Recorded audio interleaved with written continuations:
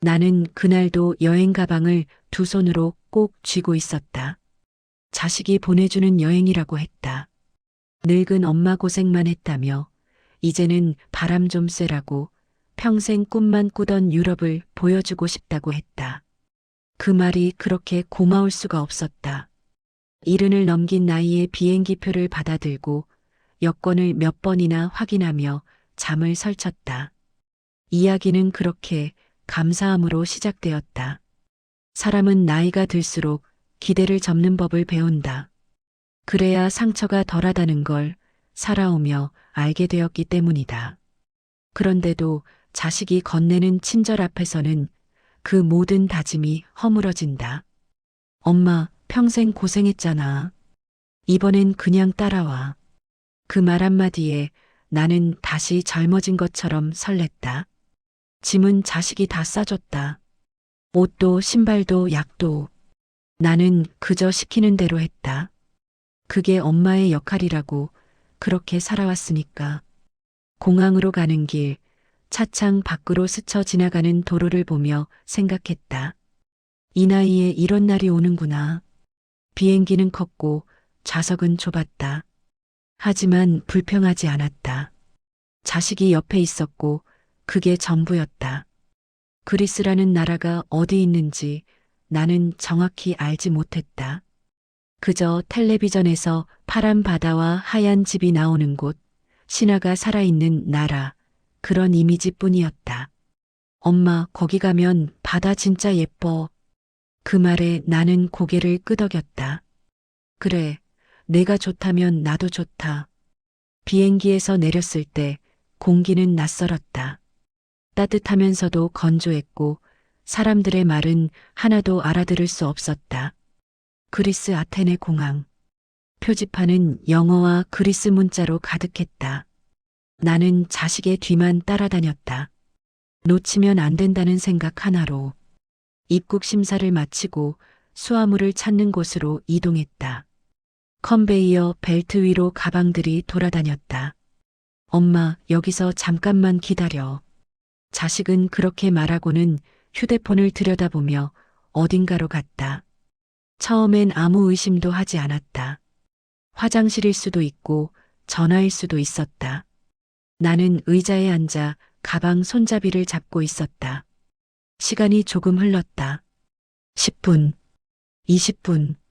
사람들은 하나둘씩 사라졌고 벨트는 멈췄다. 그때부터 마음이 조금씩 불안해졌다. 나는 자리에서 일어나 주위를 둘러봤다. 같은 얼굴은 보이지 않았다. 전화기를 꺼내 전화를 걸었다.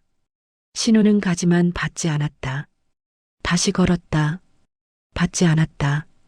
그때 공항 안내 방송이 흘러나왔다. 무슨 말인지 하나도 알 수 없는 말들. 마치 나를 더 작은 사람으로 만드는 소리 같았다. 설마. 그 생각을 애써 밀어냈다. 설마 자식이 나를 두고 가겠어. 그런 생각을 하는 내가 더 나쁜 사람 같았다. 하지만 1시간이 지나도 2시간이 지나도 자식은 돌아오지 않았다. 그때 메시지 하나가 도착했다. 엄마, 미안해. 여기서 각자 살자. 짧은 문장이었다. 너무 짧아서 이해하는데 시간이 걸렸다. 나는 그대로 주저앉았다. 공항 바닥은 차가웠다. 사람들은 바쁘게 오갔다. 아무도 나를 보지 않았다. 70이 넘은 노인이 말도 통하지 않는 나라의 공항에서 혼자가 되었다. 여권은 있었지만 어디로 가야 할지 몰랐다. 돈이 얼마나 있는지도 정확히 몰랐다. 모든 건 자식이 관리해 왔다. 그제야 깨달았다. 여행이 아니라 정리였다는 걸. 나를 이곳까지 데려와 내려놓고 가는. 울려고 했지만 눈물이 나오지 않았다. 사람은 너무 큰 충격 앞에서는 울지도 못한다. 나는 공항 직원에게 다가가 봤다. 손짓 발짓으로 설명했지만 그들도 난감한 표정이었다. 한국 대사관이라는 단어를 떠올리기까지 한참이 걸렸다. 전화번호를 찾고 도움을 요청했다. 그날 밤 나는 공항 의자에서 잠을 잤다. 가방을 베개 삼아 두려움과 함께 아침이 밝았을 때 공항의 소음은 더 커져 있었다. 밤새 의자에서 몸을 웅크리고 자느라 허리는 굳었고 다리는 퉁퉁 부어 있었다. 그래도 눈을 떴다. 살아야 했기 때문이다. 나는 다시 휴대전화를 켰다. 배터리는 거의 남아있지 않았다. 마지막 힘으로 대한민국 대사관을 검색했다. 전화 연결음이 길게 울렸다. 여기는 대한민국 대사관입니다. 그 한국말 한마디에 그제야 눈물이 터졌다. 나는 울먹이며 상황을 설명했다. 여행으로 왔고 자식과 함께였고 지금은 혼자라는 사실을. 대사관 직원은 침착했다. 어르신, 지금 계신 위치를 말씀해 주세요. 그 말은 마치 나를 다시 사람으로 불러주는 주문 같았다. 몇 시간 뒤 공항으로 직원이 왔다. 그들은 내 여권을 확인하고 따뜻한 물을 건네주었다. 많이 놀라셨죠? 그 한마디에 나는 고개만 끄덕였다. 대사관은 모든 문제를 단번에 해결해주는 곳은 아니었다. 하지만 최소한 길을 잃은 노인을 혼자 두지 않는 곳이었다. 나는 임시 숙소로 옮겨졌다. 작은 방, 낯선 침대. 그래도 공항 바닥보다는 나았다. 문제는 그 다음이었다. 귀국을 하려면 항공권이 필요했고 체류를 하려면 돈이 필요했다. 내 통장, 카드, 모든 것은 자식 명의와 연결돼 있었다. 자녀분께 연락을 해보셔야 합니다. 그 말에 나는 고개를 저었다. 이미 답은 알고 있었다. 그 아이는 나를 놓고 갔다. 그리스의 하루는 느리게 흘렀다. 창밖으로 보이는 햇살은 따뜻했지만 내 마음은 늘 얼어 있었다. 나는 숙소 근처를 천천히 걸었다. 지팡이를 짚고 사람들의 얼굴을 살폈다. 말은 통하지 않았지만 눈빛은 통했다. 빵집 주인은 빵을 하나 더 얹어주었고 카페 직원은 물을 공짜로 주었다. 그 작은 친절들이 나를 하루 더 버티게 했다. 나는 그제야 생각했다.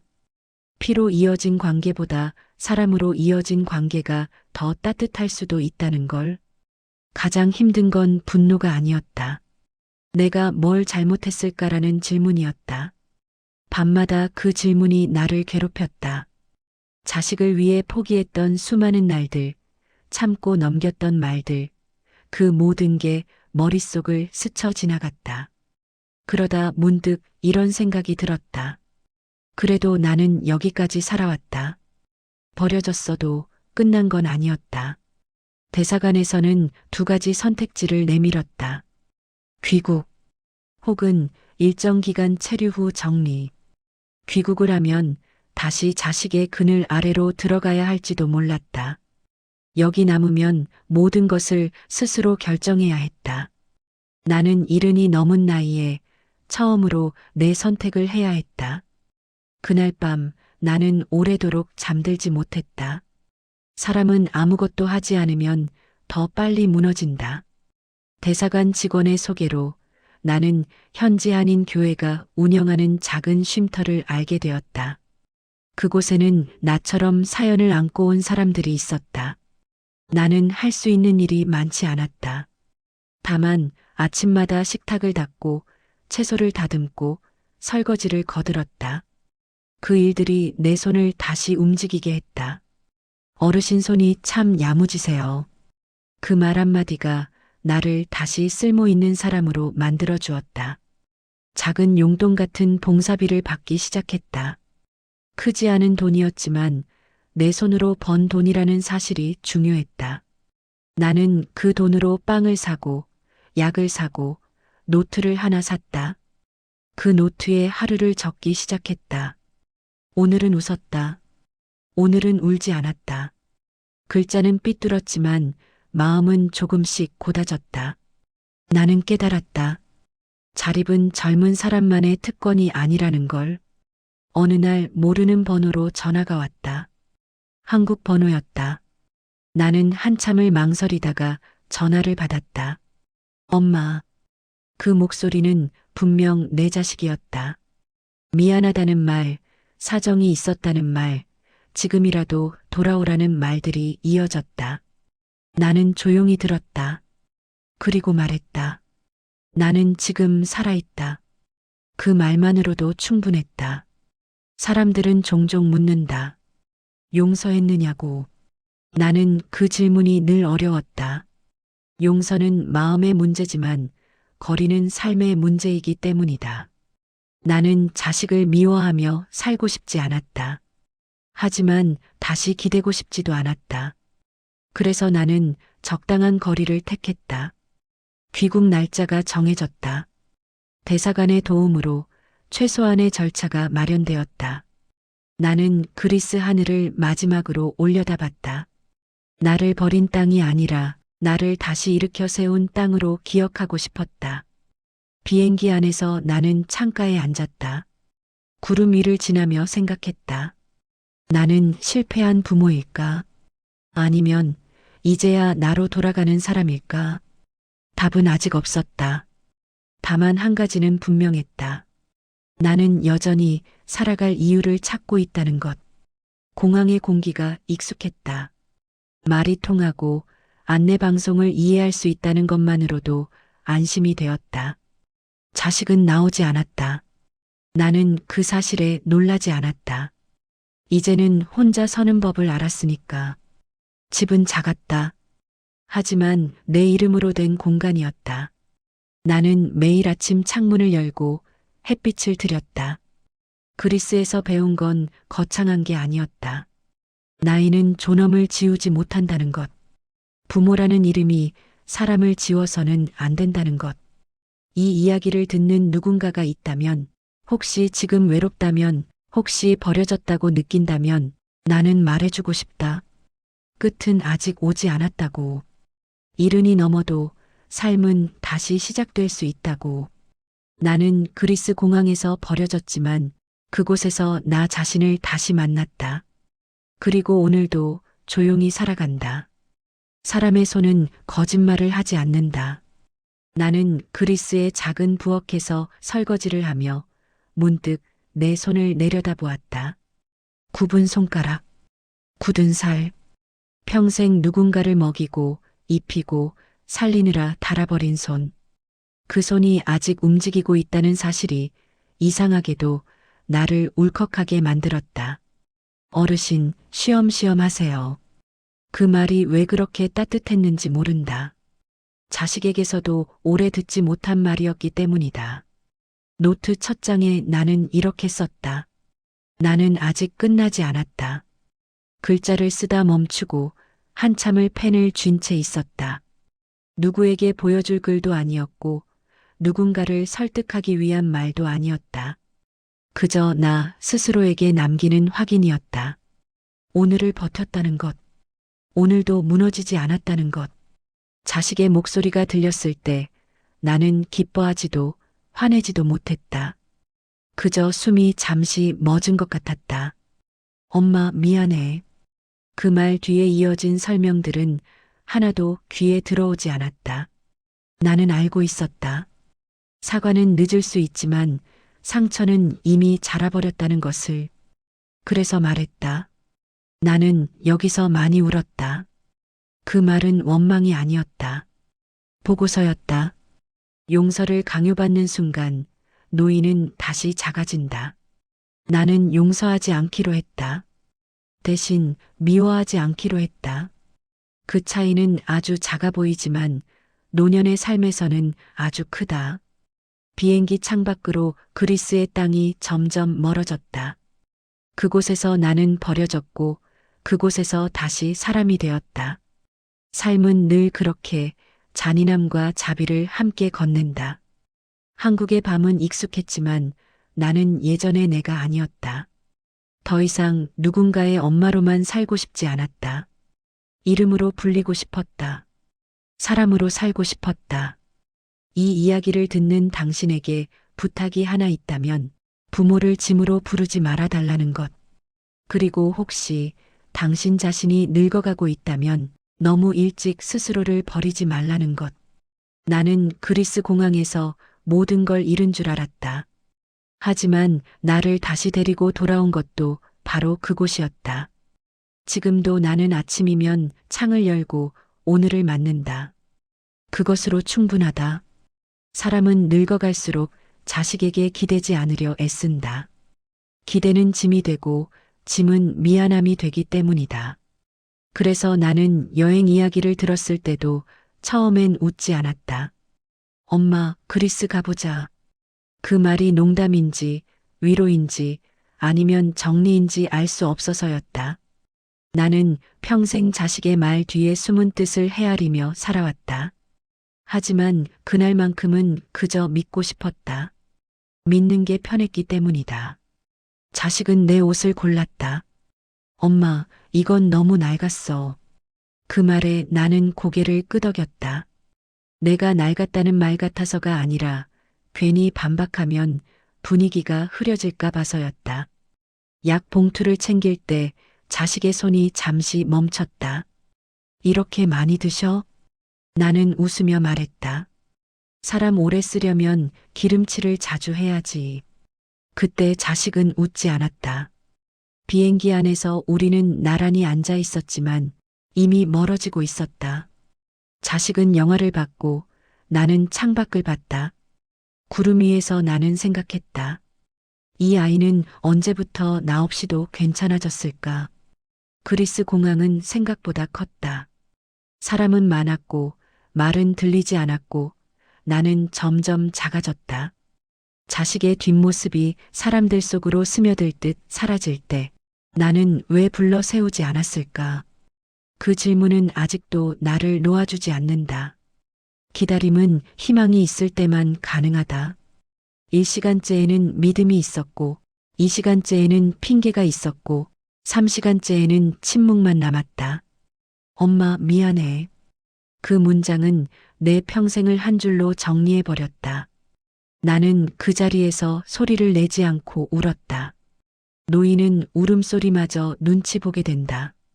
밤이 되자 공항은 다른 얼굴을 드러냈다. 사람들의 발걸음은 줄었고 청소 기계 소리만 길게 울렸다.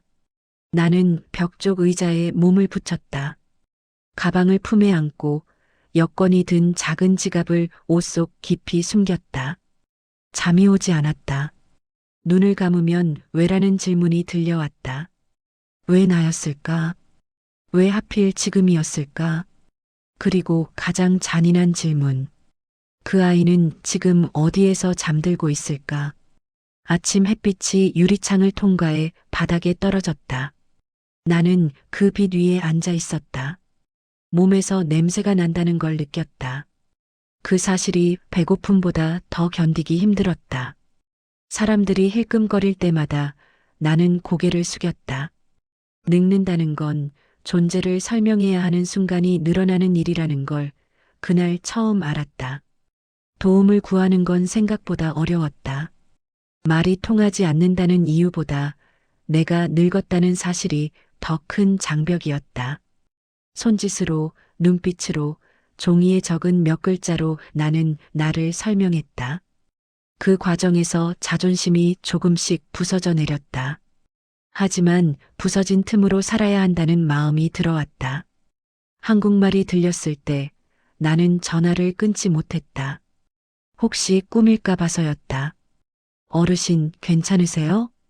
그 질문은 괜찮지 않은 사람에게 처음으로 허락된 말 같았다. 나는 그제야 모든 상황을 말로 풀어냈다. 말을 하는 동안 내 이야기가 아니라 다른 사람의 비극처럼 느껴졌다. 대사관 직원은 나를 이름으로 불렀다. 선생님, 오랜만에 듣는 호칭이었다. 엄마도 할머니도 아닌 그저 한 사람으로 불리는 느낌. 그날 나는 처음으로 이 상황에서 살아나갈 수 있겠다는 생각을 했다. 공항을 나서는 순간 나는 한 번 뒤를 돌아봤다. 그곳은 나를 버린 장소였지만 동시에 나를 살려낸 장소이기도 했다. 대사관 직원의 안내로 작은 숙소에 도착했다.